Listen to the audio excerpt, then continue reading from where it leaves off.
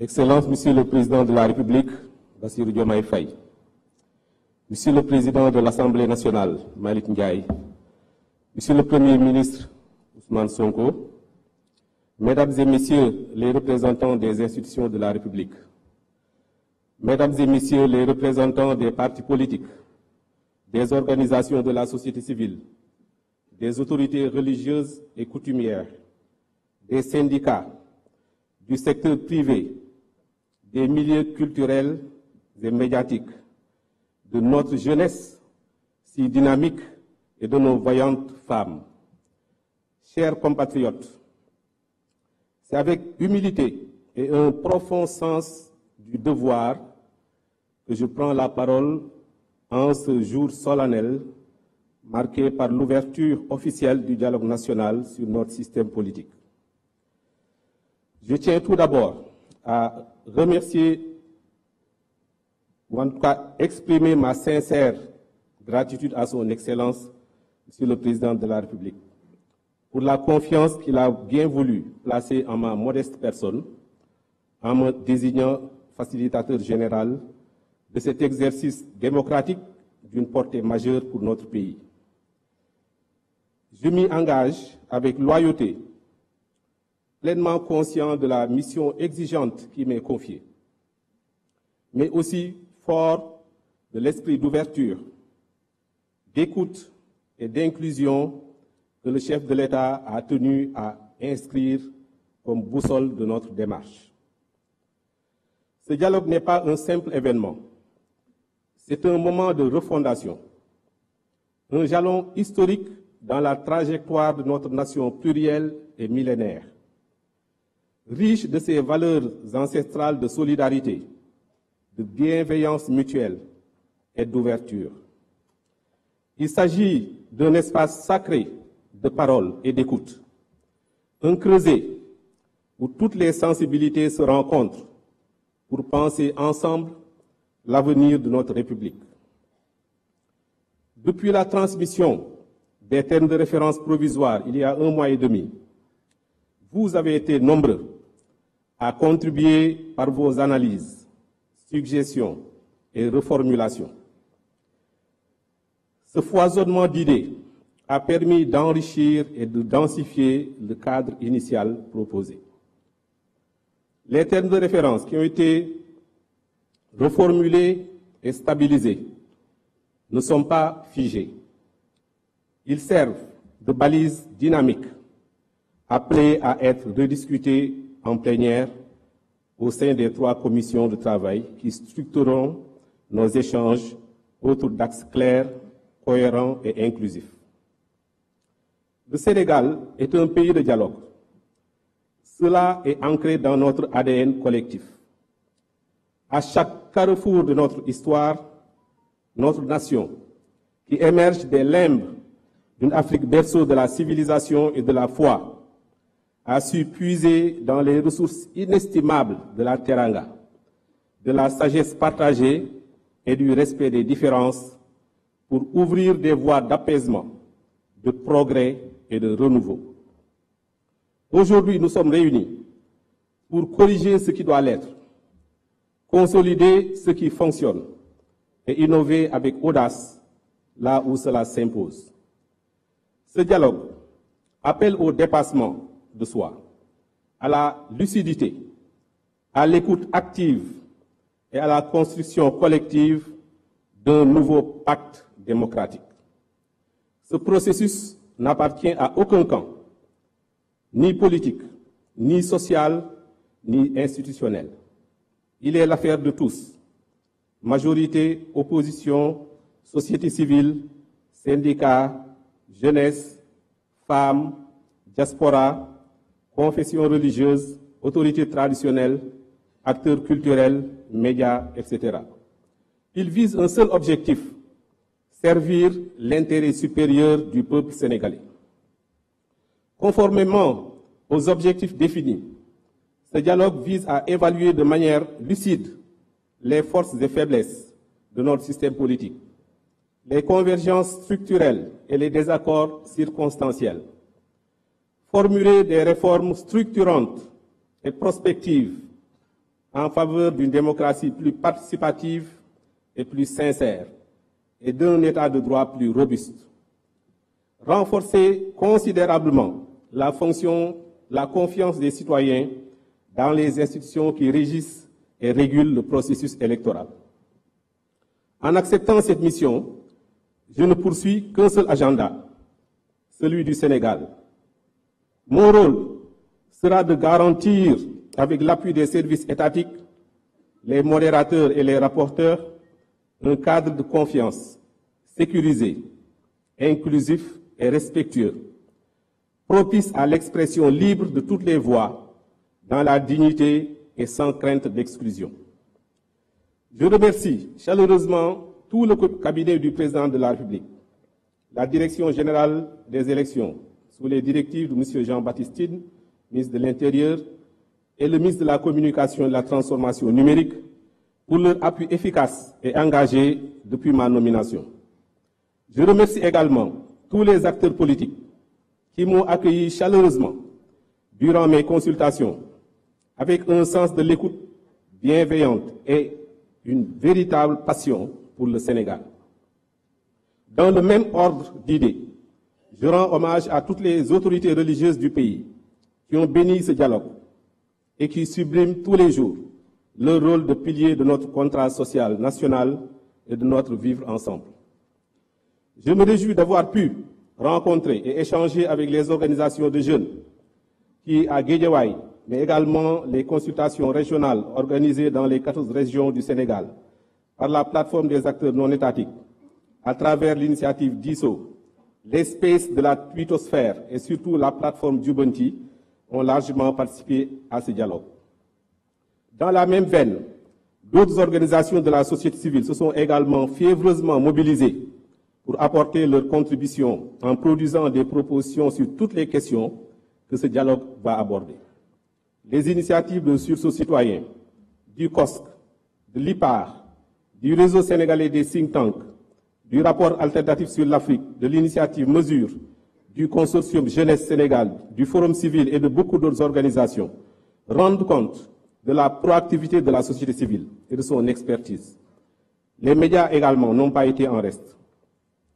Plusieurs principes fondamentaux guideront nos travaux.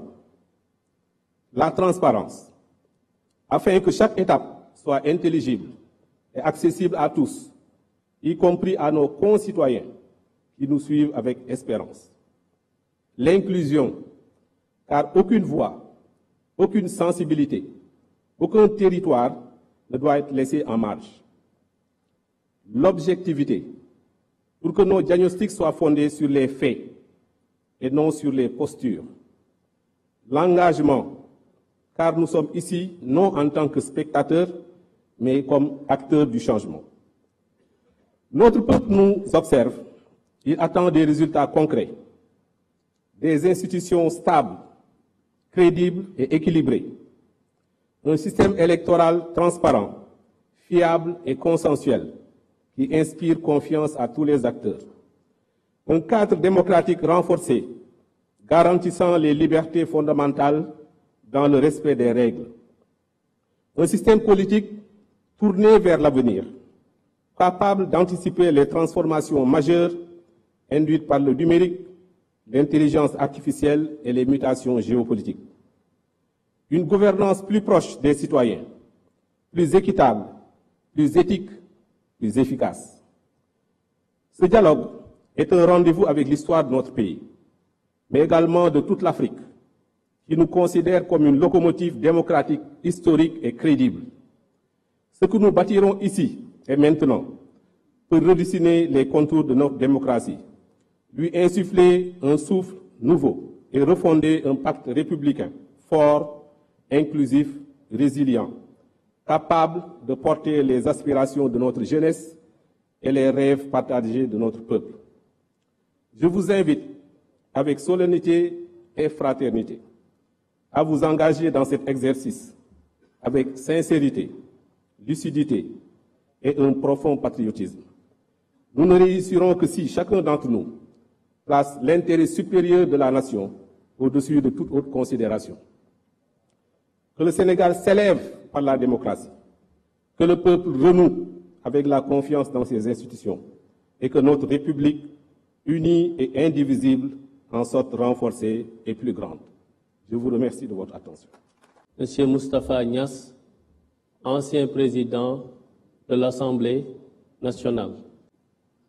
Monsieur le Président de la République, je voudrais d'abord m'excuser auprès de l'assistance et des participants puisque il m'est impossible de me tenir debout plus de 3 minutes, même quand je m'appuie sur ma canne. Ce n'est certainement pas l'âge qui en est l'origine, mais peut-être mon état de santé. Alors si vous me donnez l'autorisation de parler assis, Monsieur le Président, je vous en remercierai beaucoup.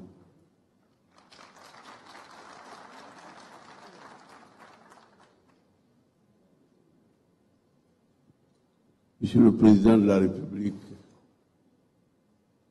Monsieur le Président de l'Assemblée nationale, Monsieur le Premier ministre, Mesdames, Messieurs les chefs d'institution, toutes autorités en vos rangs et grades, je vous salue avec respect et avec considération. Sans doute le privilège de l'âge vous vaut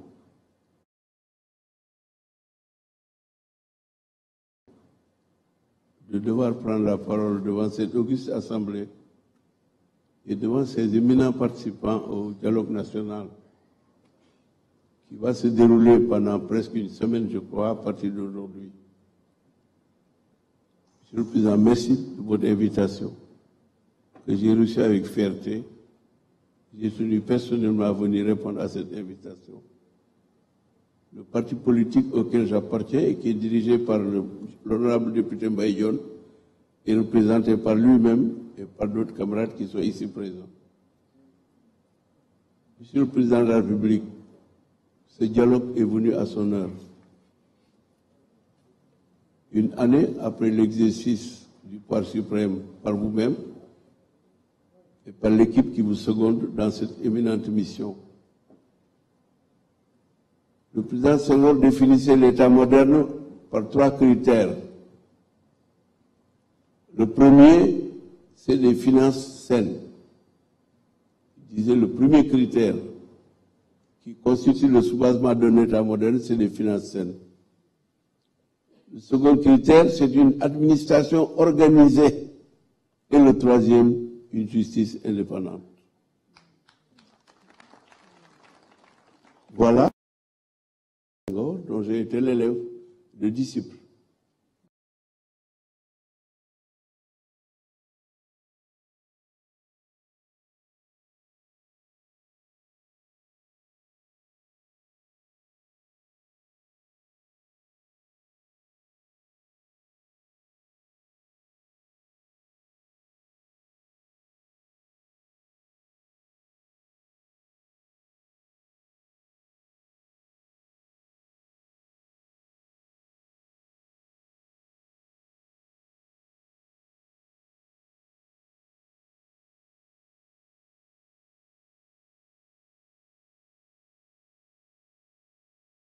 Comment se définissait à son niveau et selon lui, puisque sans le rêve, il n'y a pas possibilité pour l'être humain d'améliorer sa situation, pour l'être humain d'améliorer sa situation ni ses conditions de vie.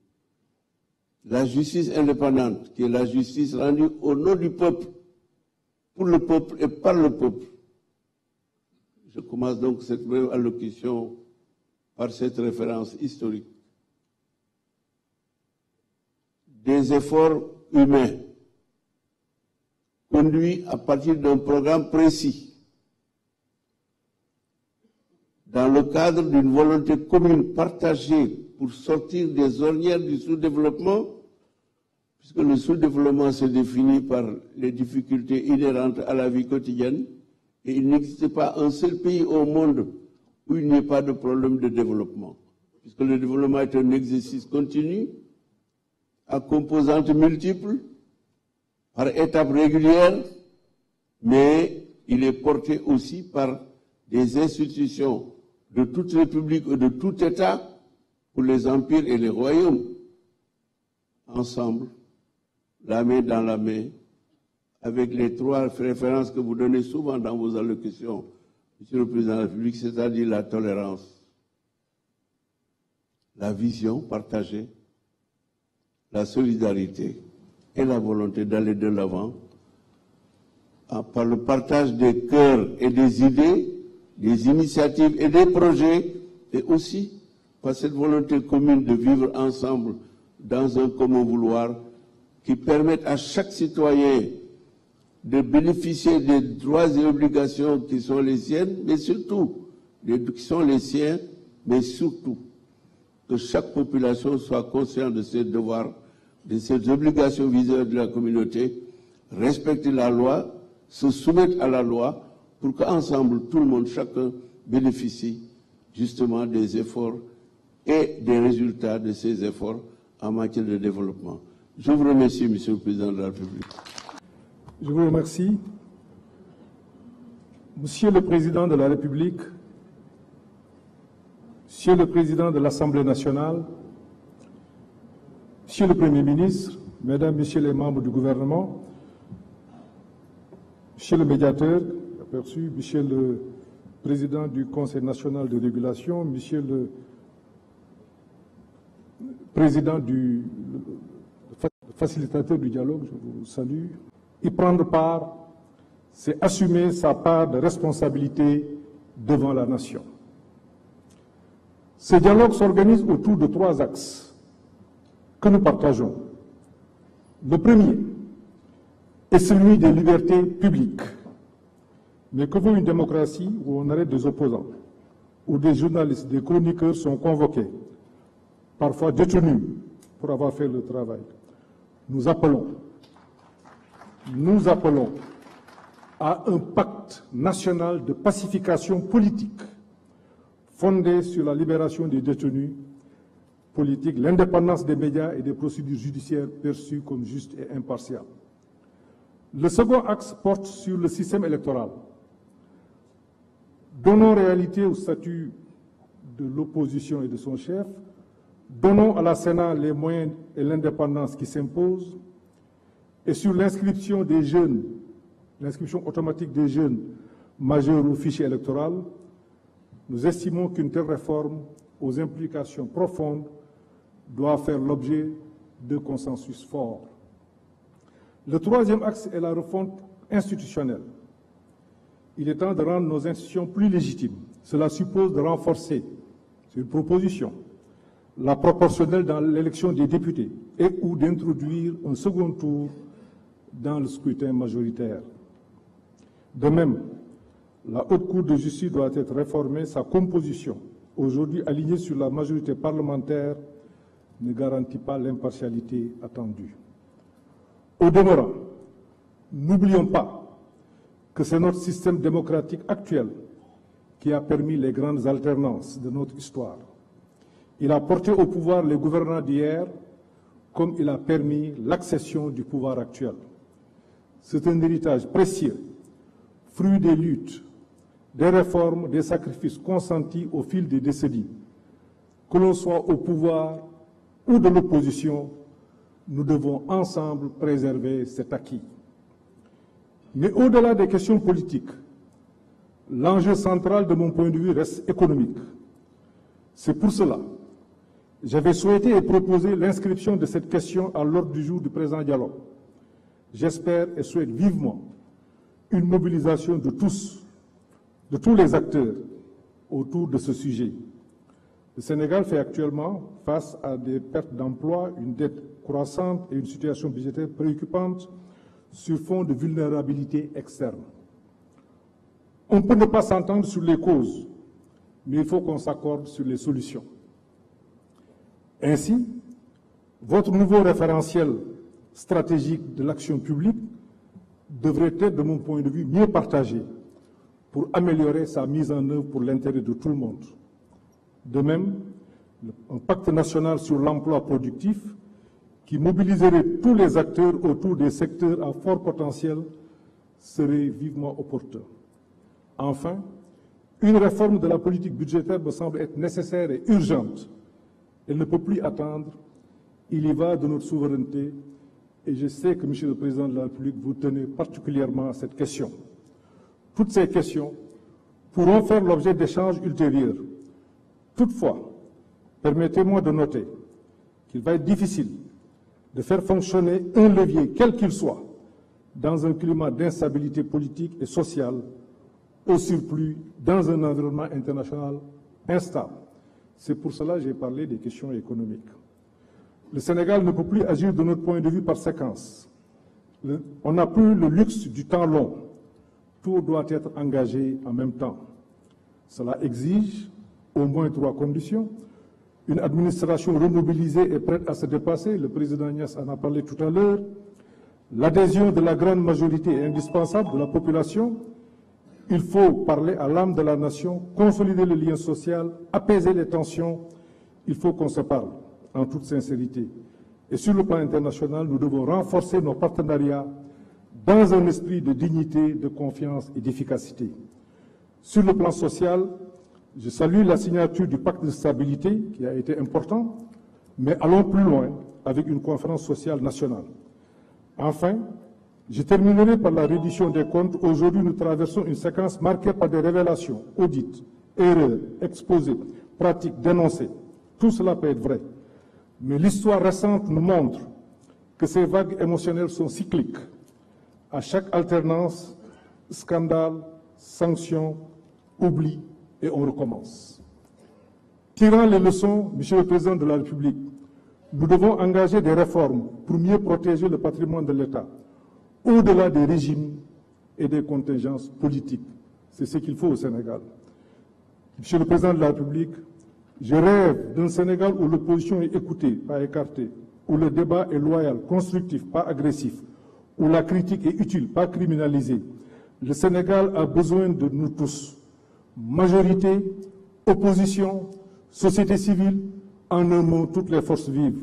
C'est ensemble que nous pouvons bâtir un avenir de stabilité, de progrès et de dignité. Je vous remercie de votre aimable attention. Excellences, Monsieur le Président de la République, Monsieur le Président de l'Assemblée nationale, Monsieur le Premier ministre, Monsieur le facilitateur, Mesdames, Messieurs les membres du gouvernement, Mesdames, Messieurs, honorables invités, chers compatriotes, je suis honoré de prendre la parole ici, devant cette auguste assemblée, réunie à l'initiative du chef de l'État pour engager ensemble un dialogue franc et sincère autour de grandes préoccupations communes en vue de trouver des consensus dynamiques propres à élever encore plus notre pays sur les cimes du progrès démocratique continu. Pour nous, disciples du président Léopold Sédar Senghor, chantres de la négritude et du dialogue, notre participation à ces assises ne relève pas du hasard, mais traduit notre ancrage dans nos valeurs de civilisation, dans nos traditions de concertation permanente sur tous les sujets d'intérêt commun. Le diisoo est dans notre ADN. Et d'ailleurs, ne dit-on pas chez nous, Watgal Agyogo.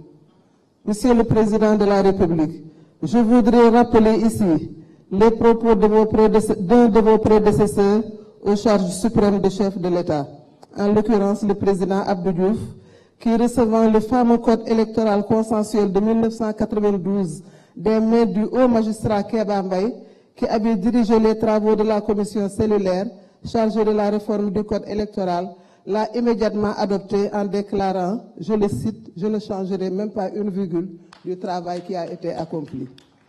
Cette loi organique, qui a été adoptée après un accord entre les partis politiques, sous le regard de la société civile, a permis d'obtenir de grandes avancées dans le fonctionnement du système électoral sénégalais et du développement démocratique de notre pays. Le dialogue a toujours été une panacée pour les différents régimes qui se sont succédés au pouvoir au Sénégal. Et depuis 1992, le code électoral sénégalais, en perpétuelle évolution, a subi de nombreuses modifications, notamment pour s'adapter aux nouvelles réalités politiques et sociétales du pays. En vous inspirant de cette posture du président Abdou Diouf au terme de nos travaux, sur tous les points de convergence, vous aurez inscrit votre nom au panthéon de l'histoire des dialogues politiques du Sénégal. Aussi, je voudrais également vous assurer que le Parti socialiste restera toujours chevillé à son attachement profond aux intérêts majeurs de notre pays qui seuls motivent notre démarche.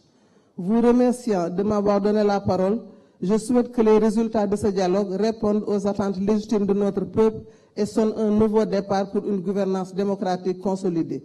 Je vous remercie pour votre aimable attention. Je vous remercie.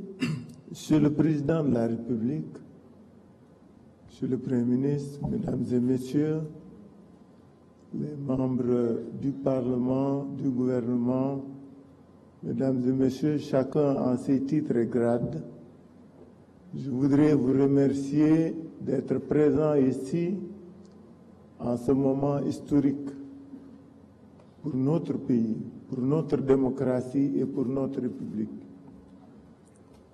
L'opposition sénégalaise est venue participer à ce rassemblement, à cette réunion, à cette manifestation, parce que nous sommes convaincus que le dialogue est la meilleure forme de gestion des affaires publiques.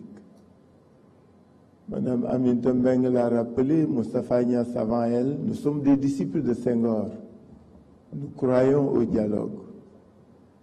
Le dialogue, c'est un banquet du donner et du recevoir.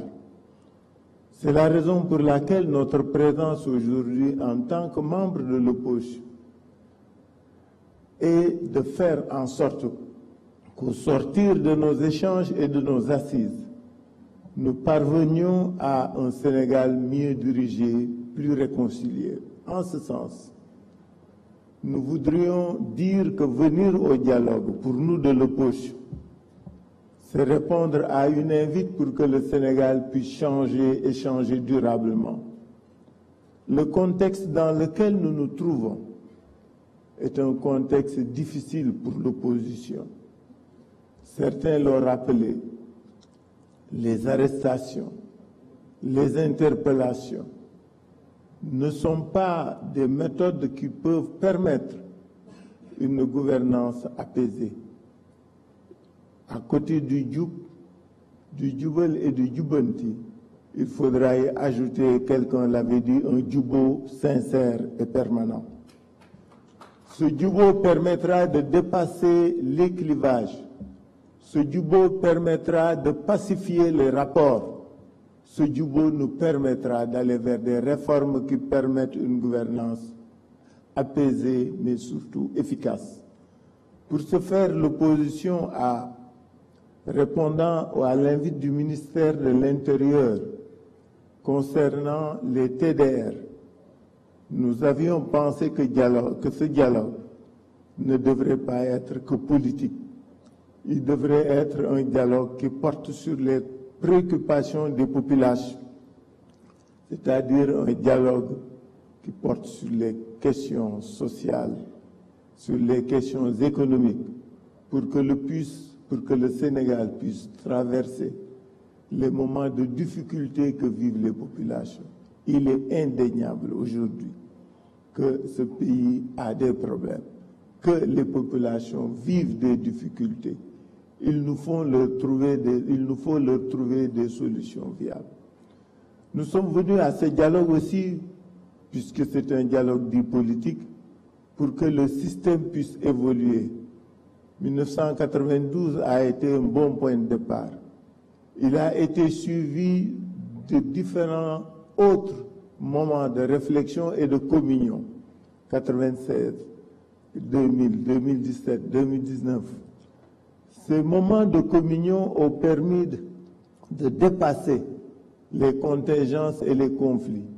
C'est la raison pour laquelle, au nom de l'opposition, au nom de laquelle je parle, nous voudrions vous demander qu'un certain nombre, Monsieur le Président, qu'un certain nombre de dispositions du Code électoral, que le respect des libertés, que la libération des détenus, qu'une conduite plus apaisée et plus civilisée de la reddition des comptes, que ces actions-là puissent être menées afin que dans la sérénité, nous puissions œuvrer pour un Sénégal de paix. Je voudrais, au nom de l'opposition, vous dire que nous sommes venus ici, aujourd'hui, en acteurs de la pacification de l'espace politique. C'est la raison pour laquelle nous sommes d'accord pour que les réformes puissent être conduites au niveau du code électoral, au niveau de la Constitution, afin que nous puissions, au terme de nos assises, vivre un Sénégal nouveau, qui serait un havre de paix et de concorde, afin que nous puissions, ensemble, aller de l'avant. Je ne peux pas terminer mon allocution, que j'ai voulu brève, c'est pourquoi je n'ai pas lu de papier. Nous avons un discours et un texte que nous donnerons à M. le Président de la République, mais ce que nous voulons dire, c'est qu'il faut que ce pays bouge, il faut qu'il change dans la paix, dans la sérénité et dans la concorde. Je vous remercie. Merci beaucoup. Monsieur le Président de la République, Monsieur le Président de l'Assemblée nationale, Monsieur le Premier ministre, Mesdames, Messieurs les membres du gouvernement, Mesdames, Messieurs, chers participants. Monsieur le Président de la République, je ne vais pas faire un discours, je ne l'avais pas prévu. Je crois que le protocole a dû rattraper un peu la situation pour m'inviter à prendre la parole. Donc, je la prendrai simplement pour vous remercier de votre invitation à mon endroit, tout en rappelant que je ne représente pas un parti. Je suis venu honorer l'invitation qui m'a été faite et je vous en remercie sincèrement, Monsieur le Président de la République. J'ai considéré que c'est un appel de la République, les affaires de la République étant supérieures à tout autre, et je pensais donc devoir normal de venir répondre à cette invitation. Je parlerai d'expérience bien évidemment en tant qu'ancien ministre de l'Intérieur, un peu plus de 4 ans au poste.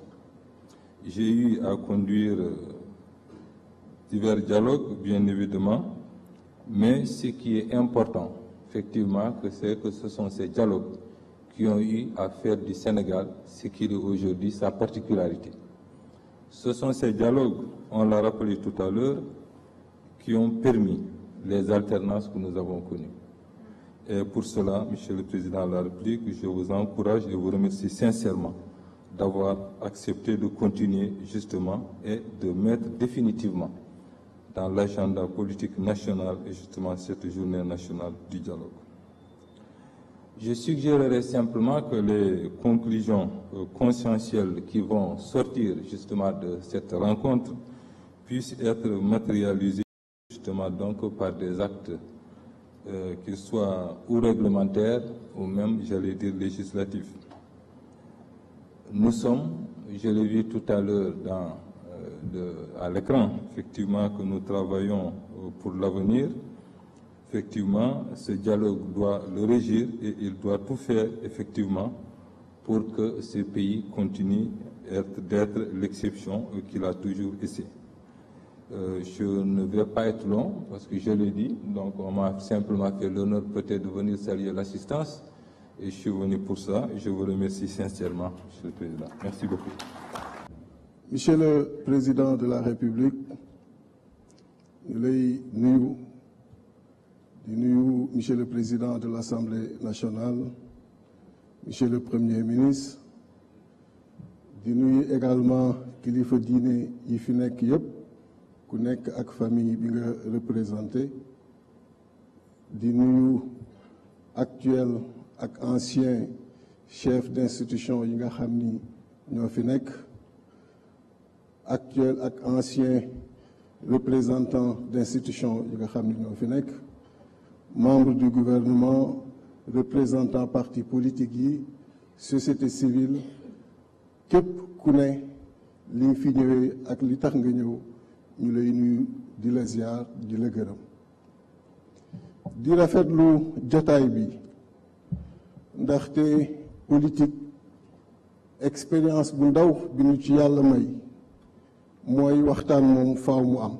Valentin, loolu di wane ni Sénégal yàgg na di dem ci élection te nag dialogue wane nga ko parce que bi nga yegsee def nga assise de la justice, def tey dialogue sur le système politique mieux Le Premier ministre, depuis daanaka 5 mois, voire 6, la ñu installé l'Assemblée nationale, jaar na ñetti yoon biir Assemblée nationale.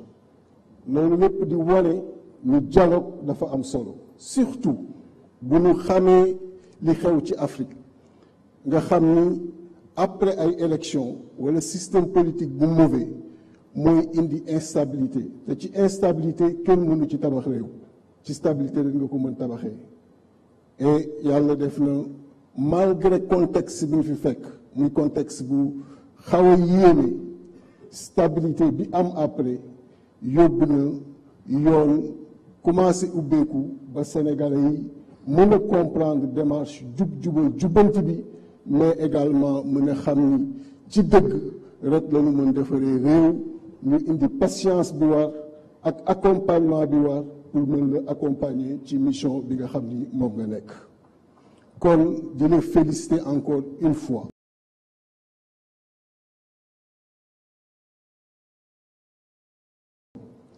di féliciter tous les acteurs politiques yi nga xam ni aussi wuyu nañu appel du président de la République parce que lii mooy l'exception sénégalaise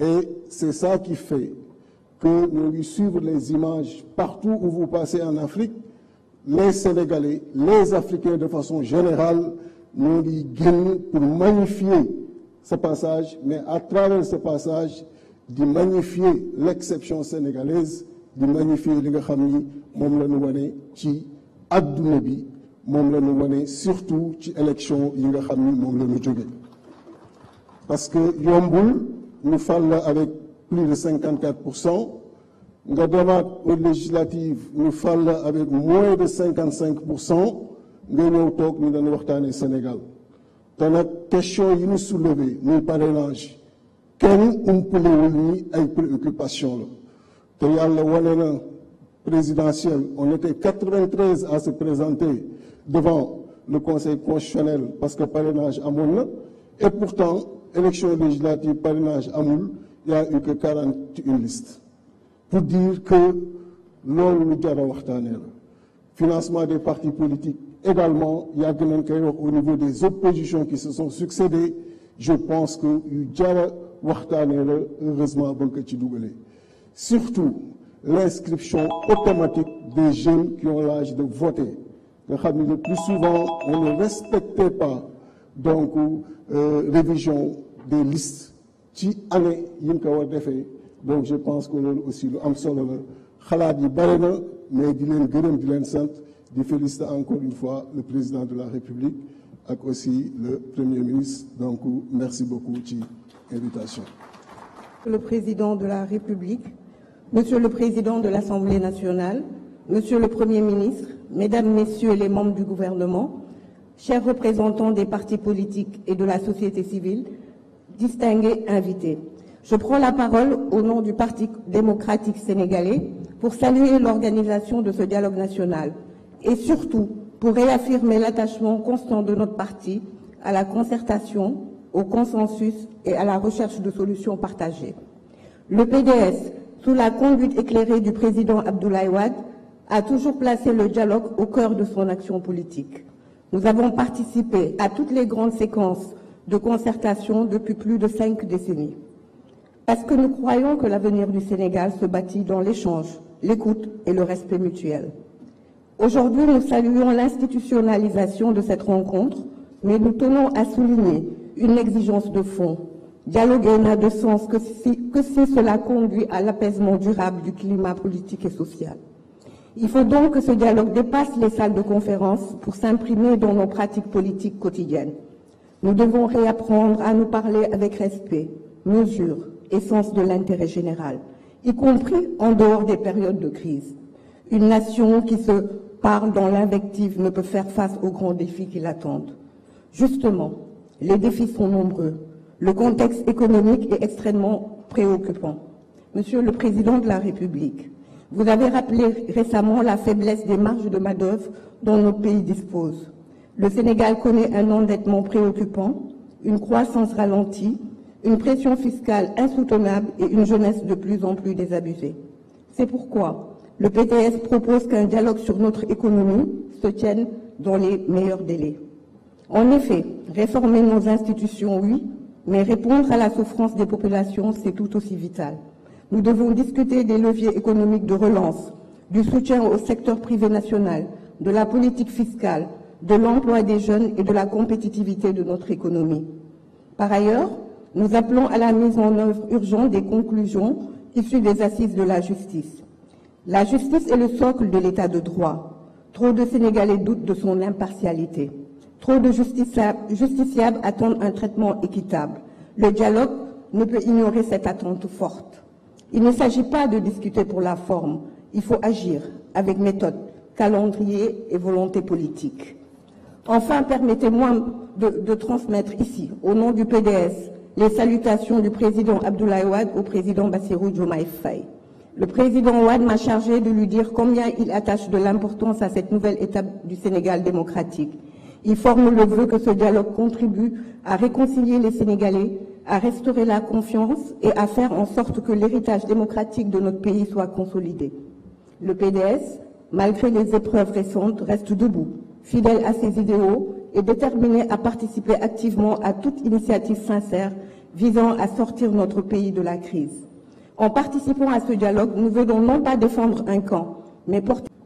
Monsieur le Président de la République, Monsieur le Président de l'Assemblée nationale, Monsieur le Premier ministre, Mesdames, Messieurs les membres du gouvernement, honorables députés, Mesdames, Messieurs les représentants des institutions de la République, chers représentants des partis politiques, de la société civile, des autorités religieuses et coutumières, distingués invités avant rang, titres et qualités.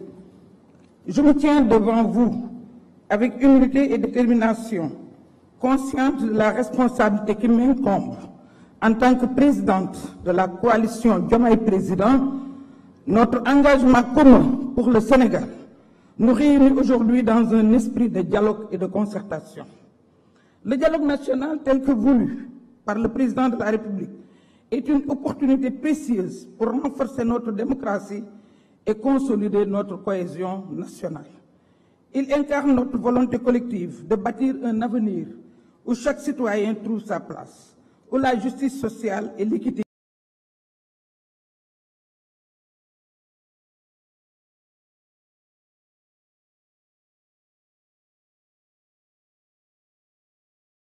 guident nos actions de la nation. C'est dans cet esprit que notre... ñi nga xamante ni ñëwuñu dañ leen di ñaan ñu ñëw ndax li nekk seen xol ñu mën koo wax ci biir néeg bi. ñetteel bi mag moo ko daan wax ñaar mooy yàq ànd mooy xañe lu mën a ne wala nangul lu mënta ne. fa tabarakallah kon ñi ngi ñaan yéen ñi nga xamante yéen a ko seq lépp loo xamante ni mën naa nekk ci cadre dialogue bi ñu maye ko waaye ñi nga xamante nit ñooy ñaan ñu bañ a ñaan lu mënta nekk. Tabarakallah, assalamu alaikum wa rahmatullahi wa barakatuh. De l'Église est dirigée par Abbé Augustin Tchaou, qui est le secrétaire général de la Conférence des évêques. Dans la délégation figure aussi Paul Dominique Correa, qui est le président de Présence chrétienne, et moi-même, Dr Philippe Tine, président du Conseil national du laïcat du Sénégal. Excellence, Monsieur le Président de la République, distingués participants, chers concitoyens, Son Excellence, Monseigneur André Gueye, nouvel archevêque de Dakar, m'a chargé de porter la parole de l'Église catholique en cette occasion solennelle de l'ouverture du dialogue national 2025 sur notre système politique. L'Église catholique vous remercie, Excellence, pour la convocation de ce dialogue national et vous remercie de l'avoir associé à ce rendez-vous. L'Église catholique, par ma voix, vous transmet les chaleureuses salutations et les ferventes bénédictions de tous les catholiques de notre pays, évêques, prêtres, religieux, religieuses, laïcs, tous engagés dans la belle et exaltante mission de bâtir un Sénégal de justice et de paix. chers participants, pour nous, communauté catholique, cette mission, loin d'être une simple aventure, tire sa substance dans le message de l'Évangile qui nous engage à être celle de la terre et lumière du monde. La profondeur et la gravité de ce mandat missionnaire trouvent un écho dans la constitution pastorale sur l'Église dans le monde, Gaudium Spes, en son numéro 1, qui dit « Les joies et les espoirs, les tristesses et les angoisses des hommes de ce temps, des pauvres surtout, et de tous ceux qui souffrent, sont aussi les joies et les espoirs, des tristesses et les angoisses des disciples du Christ. » En cette solennelle occasion, il me plaît de rappeler, comme lors des précédents dialogues de 2023 et 2024, que l'Église catholique est artisan et partisan de tout dialogue, de toute forme de dialogue qui construit des ponts entre les hommes.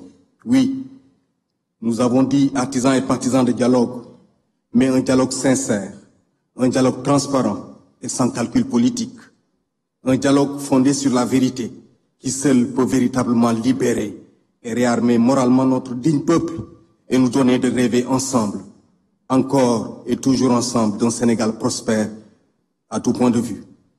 Comment ne pas relever que ce dialogue s'instaure dans un contexte où notre pays bruit du vacarme et des tintamarres de la haine de l'autre, des querelles partisanes et du piétinement des valeurs ancestrales de Worma, de Sutura ou encore de Kersa.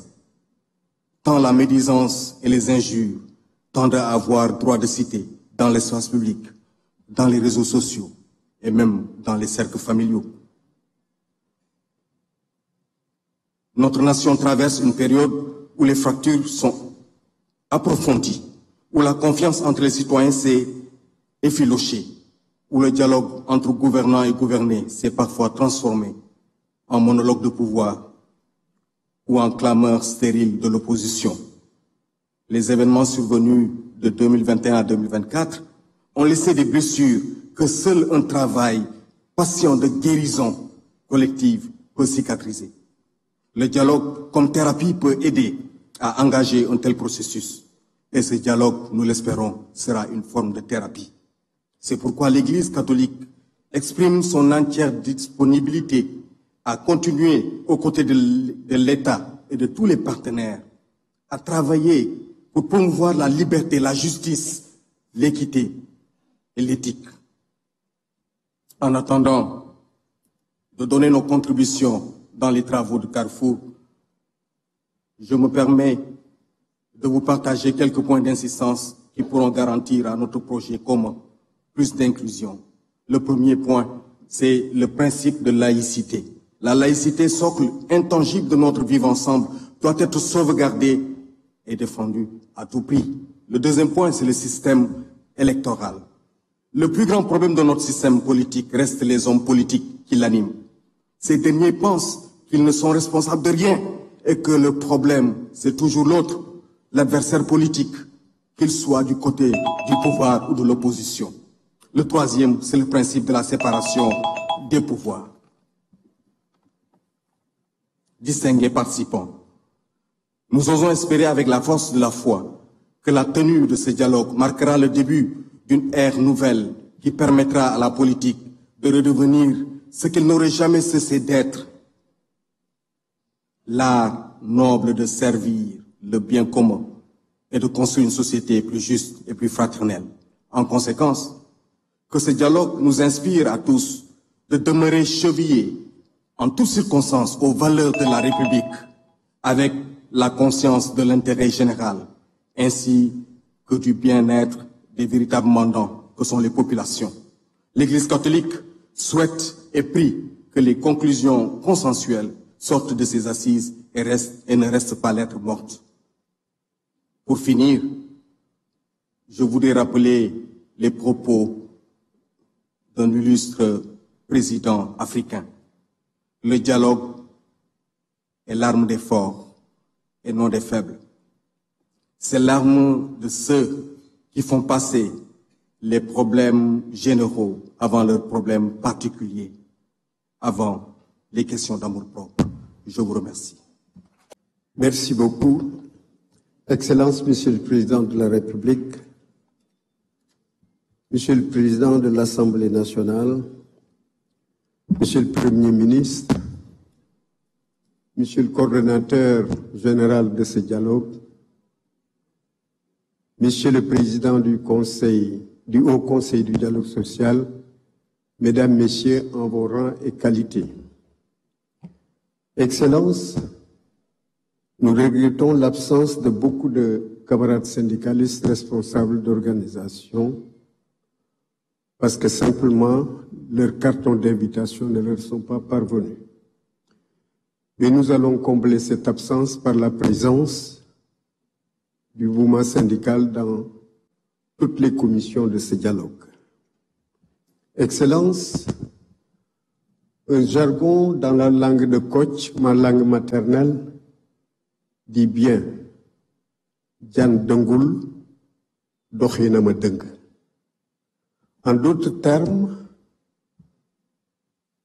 tous les programmes politiques qu'on propose au peuple pour leur demander le choix des dirigeants politiques expriment la même volonté de développer le pays, de régler la demande sociale. Mais la différence, ce qui fait la différence, c'est la mise en œuvre de ces programmes qui conduit à la réussite. Une des conditions de bonne mise en œuvre, c'est ce genre de rencontres, de dialogues, de discussions, d'écoute. Le mouvement syndical, l'essence du mouvement syndical, j'allais dire la raison d'être du mouvement syndical, c'est dialoguer, écouter, négocier, parvenir à des solutions pour régler la demande sociale. C'est la raison pour laquelle le mouvement syndical se retrouve parfaitement dans ce genre de rencontres. Je voudrais rappeler que les organisations syndicales sont apolitiques. Cela veut dire tout simplement que nous ne participons pas en tant que force organisée, en tant que force vive dans le choix des hommes qui doivent diriger le pays. Mais pour autant, deux éléments intéressent le mouvement syndical au plus haut niveau. Il s'agit des politiques publiques qui sont élaborées par ceux-là qui ont été choisis, mais également du comportement de nos dirigeants à l'égard du peuple. Ces deux éléments nous concernent au plus haut niveau. Je voudrais comme exemple revenir sur les événements de mai 68. Mai 68, lorsque le pouvoir sévit de façon féroce sur la révolte des étudiants, l'UNTS s'est impliqué aux côtés des étudiants. Et l'implication de l'UNTS aux côtés des étudiants a mis le pouvoir de Senghor dans la rue. C'est ainsi que l'UNTS a été dissoute. Beaucoup de ses dirigeants, dont le professeur Ibader Cham, ont été incarcérés à Doji. Par la suite, Senghor a retenu toute la leçon de l'implication d'un mouvement syndical dans les révoltes et a créé la CNTS en 1969. L'associer dans la gestion du pouvoir, c'est ce qu'on appelle la participation responsable. Tout récemment, lorsque nos camarades de l'UTT,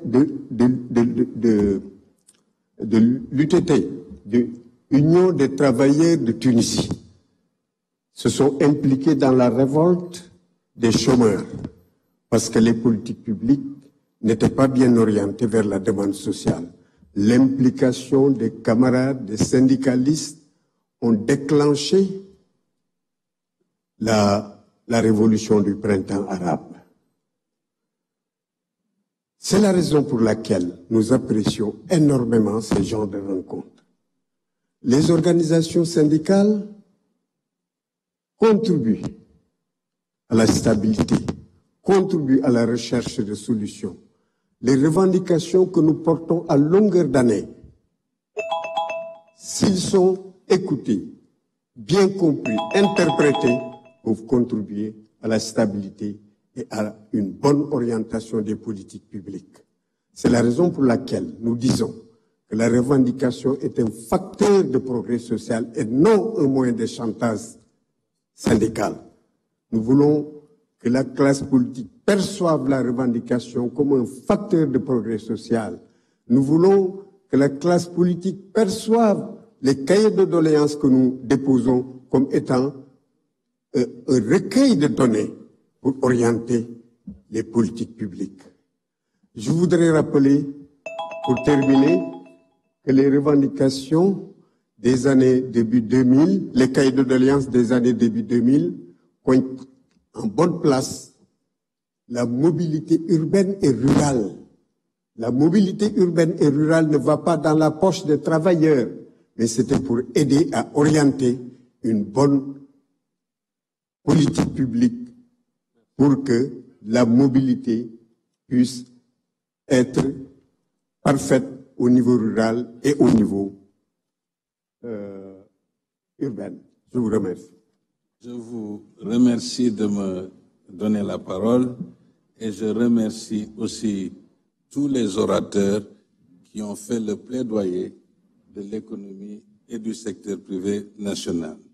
Excellences, Monsieur le Président de la République, Monsieur le Président de l'Assemblée, Monsieur le Premier ministre, Monsieur le Président du Haut Conseil du dialogue social, Mesdames et Messieurs les ministres, mes chers partenaires au dialogue national, mes chers présidents d'organisations du secteur privé, Mesdames et Messieurs.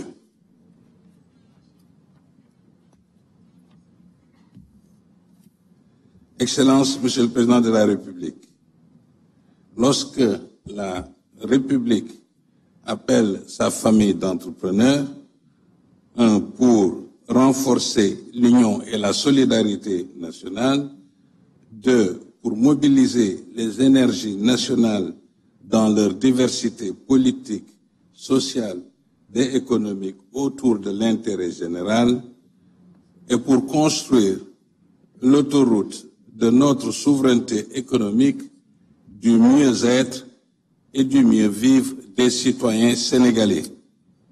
L'entreprise qui aime le Sénégal, l'entreprise qui entend investir davantage pour l'emploi des jeunes et contribuer à la réduction progressive de notre dépendance économique extérieure, cette entreprise-là répond à votre invitation au dialogue national. Les attentes de l'entreprise sont fortes, Monsieur le Président de la République. Oui, ce jour est celui de la démocratie et de l'engagement, mais aussi que ce jour est celui de l'histoire, de l'espérance, de la foi et de la raison qui nous montre les voies de l'unité nationale. Mes pères présidents d'organisations du secteur privé,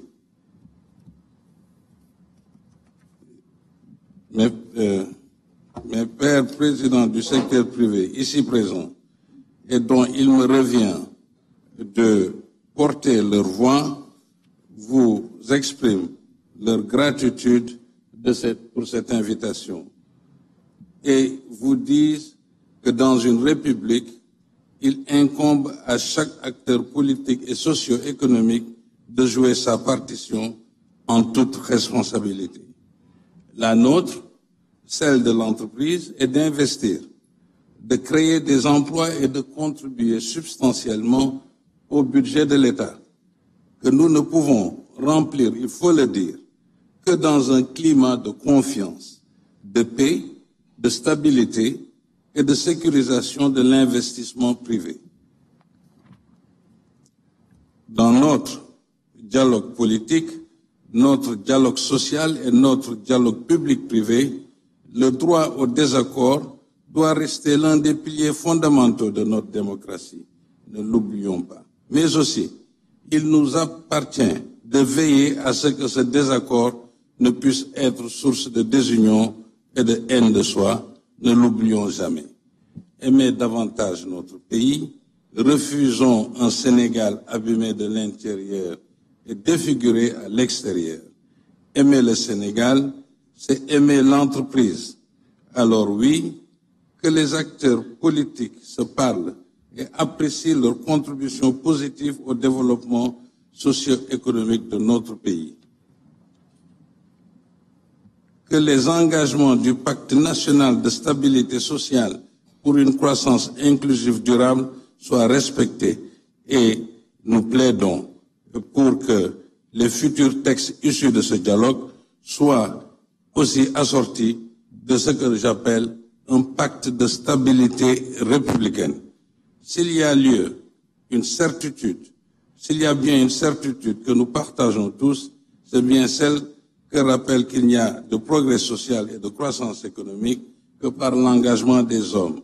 Nous savons tous que toute division sociétale profonde est un réel handicap.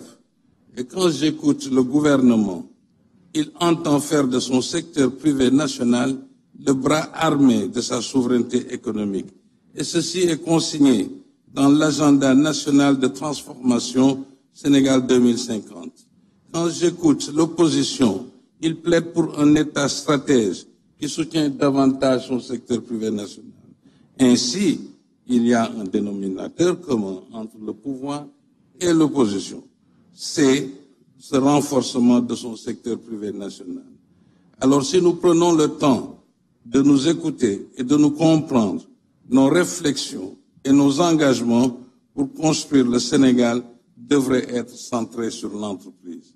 Excellence, Monsieur le Président de la République, notre pays est cette grande nation consumériste de politique avant, pendant et après toute élection.